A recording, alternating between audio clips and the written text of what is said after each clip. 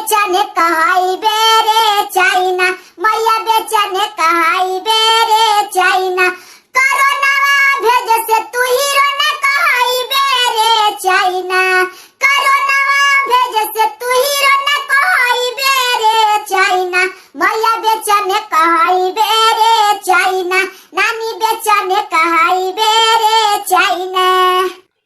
Paper पढ़ा है कि ना, न्यूज देखा है कि ना, पेपर पढ़ा है कि ना, न्यूज देखा है कि ना।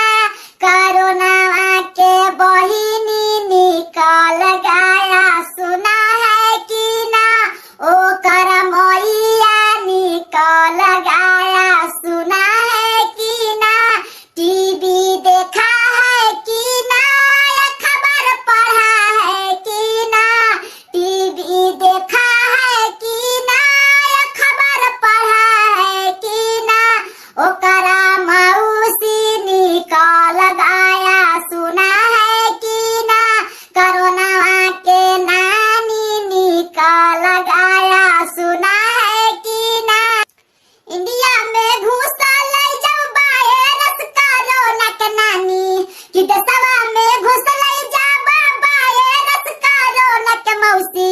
आ मोदी जी मार देलन छापा कि अच्छा अच्छा, आ मोदी जी मार देलन छापा कि अच्छा अच्छा।